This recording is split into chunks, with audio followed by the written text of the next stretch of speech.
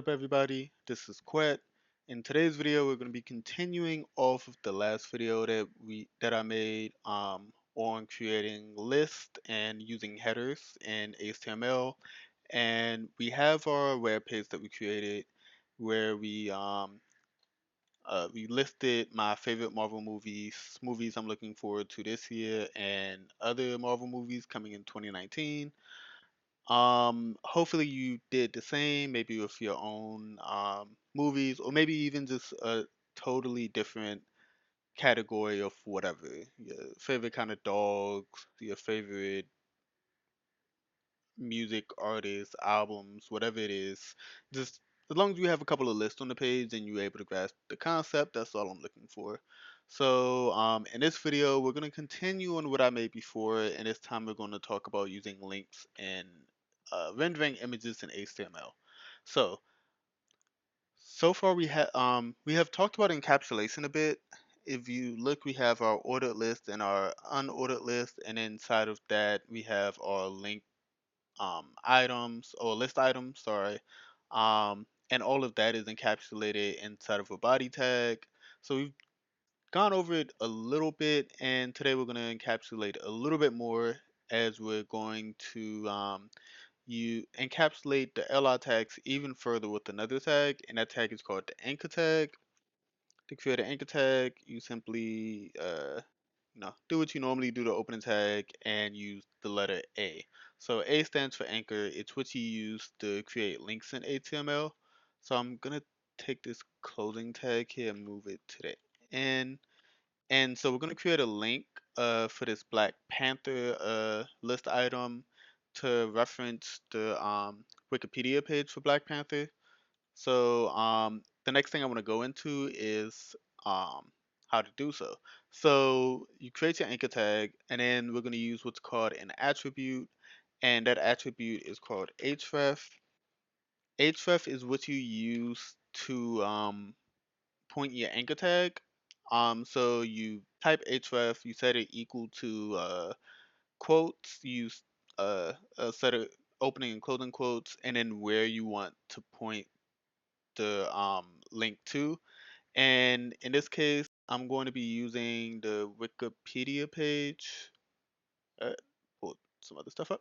We're going to be using the Wikipedia page for the Black Panther movie.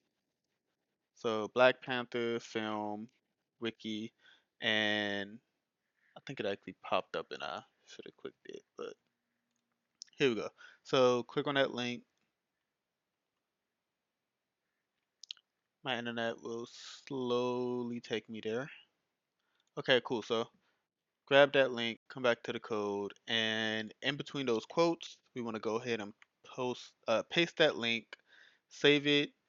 And so what's going on here is we have this body tag, and it's telling the ordered list that, hey, you're inside of the body tag, you're going to render on an HTML page. This ordered link page is telling the anchor tag, hey, you're inside of an ordered list tag. You're going to appear as an ordered list. Whatever is wrapped inside of you is gonna, whatever list item is wrapped inside of you is gonna appear as an ordered list. And the anchor tag is telling the ordered list like, hey, the ordered list tag, it's telling the list item, the ordered list tag said that you're going to be a part of an ordered list.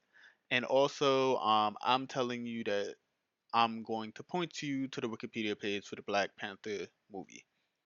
And so, with that said, that's how the encapsulation is working here. And with that said, if we come back to our page here, we hit refresh, we see that the Black Panther movie is it's turned purple, and it has a underscore now. Um, and if you were to click on that, it takes us to the Wikipedia page. One problem that I have with this is that it kind of takes us away from the page that we're on and take us to this Wikipedia page. And so there's one more attribute I want to show you for the anchor tag today, and that tag is going to be target. So we have our target tag. It looks just like the href tag. You type in target, you have opening and closing quotes. Inside of it, we're going to write blank underscore, and we're going to go ahead and save that. refresh our page, and what that does, it allows us to click a link and then open that link in another tab so that the tab that we're using um, is still available. Okay, so sorry, I almost died there. I need to take a take some water real quick. Okay, so we've gone over anchor tags, how to create links, how to open our links in another tab. Um, There's also ways to open another window. You can definitely Google the anchor link to get some more information on it, and also what other attributes you can use, what other words you can use here, because the target can take a couple other things you can open in a new window as well as the new tab. So, but I definitely wanted to point that out because when I went to my boot camp, I know a lot of people didn't quite know there was a target attribute they could use. So they would be like, "Ah, I wish I could open this in another tab instead of refreshing, like taking people away from my app." And this is how you do it. So yeah. The next thing that I want to go over real quick was adding images to your page. And before we do that, actually, I would like to point out that I am going to add links to the rest of these movies here, just pretty much to the Wikipedia page. I suggest you do the same. I think it's going to be pretty good practice for you, just to do it, just to code it. Just anchor tags, opening and closing. Um, the link, opening in another tab. It's likely bound to mess up somewhere and forget something, misspell something, not put a closing tag, put it in the wrong place. Just a really good idea to go ahead and do this, practice it, and I'm gonna do the same. I'm just gonna do it off camera to save some time for the video. Okay, so with the image tag, what we're gonna do is we're gonna take this and we're going to I'm gonna put it after this paragraph tag before the first H3, and to put an image on a page, the image tag is img, and as you can tell, most of the time when I write a tag, there's a closing tag that appears automatically because of the plugin that I have. That didn't happen here. And the reason why is because image is a self-closing tag. There doesn't there's no need for a self-closing image tag or something like, opening bracket slash image. It doesn't need to happen. I would highly recommend when you have self-closing tags in HTML to still put like a space and a forward slash. It reads nice. It lets you know, oh, self-closing tag, it's already closed. Also, when using JavaScript frameworks such as React, it's required if you're using a self-closing tag to have that. So it's good to get in best practice to do it already anyway. Um, Okay. And so the next thing that I want to go over, aside from that, is how to actually get the images on the page. So to get the image on the page, you want to use the attribute source. So you type src equals, and you have your quotes, and then you want to. This is telling your image tag where to get the image from. So there's two ways to do this. One, I accidentally deleted, is by taking an image from online. So I'm going to type in Marvel into Google. We're going to go to images and um yes, so I have this image here.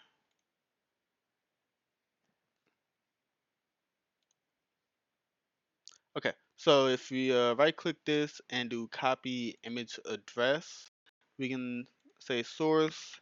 We can, oh, that's not quite what I wanted. Try this again.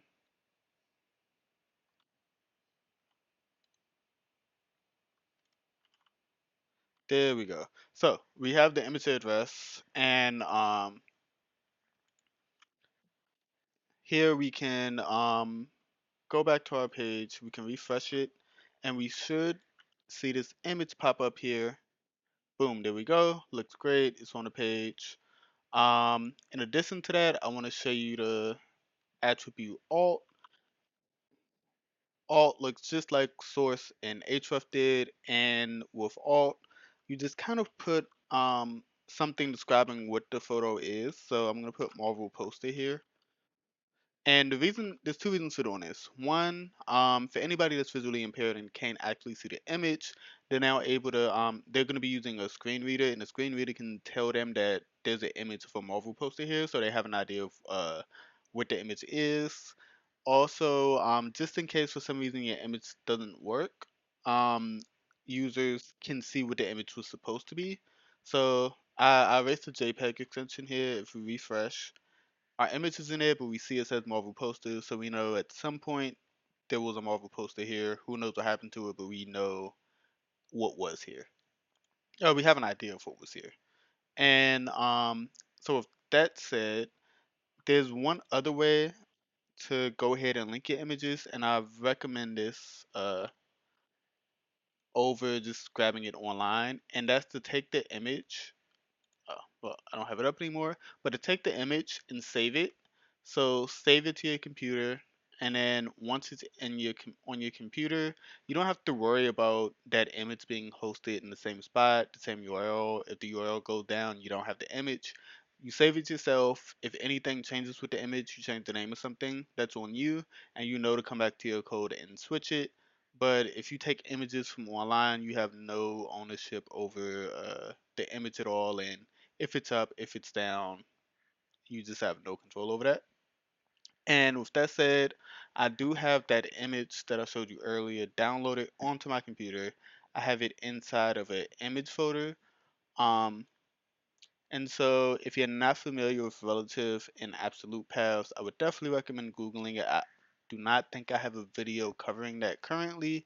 You can double check on the channel if you want. But as of right now, I don't believe I have a video on that. And essentially our images folder is in our HTML doesn't know how to get to this image, so we have to point it to it. So we're telling our HTML page here that it's inside of the image folder. There's a picture and it's called characters.jpg. So inside of our source attribute, we put image slash characters dot JPG. We go ahead and give that a save. We should be able to come back here, refresh, and we have our image back again. Yeah, so that looks great. We've gone over how to add images to our page. We've gone over how to add links to our page. Our page is kind of shaping out a little bit, looks a little better. And in our next video, we'll cover a couple more things. We'll, get this page really shaped up, get some more stuff on it, and get ready to add CSS and add some styling to it. Just one or two more things I want to cover in HTML before we move forward and get into CSS. So with that said, thanks for watching the video. If you're new to the channel, if you're just you watched a couple of these videos, you wanted to see how they were, but you didn't subscribe, I greatly appreciate it if you subscribe to the channel. It really helps me get these videos out into the eyes of more people. Also, dropping a like on the video also has a similar effect. And I just greatly appreciate it. And with that said, I'll catch you guys in the next video.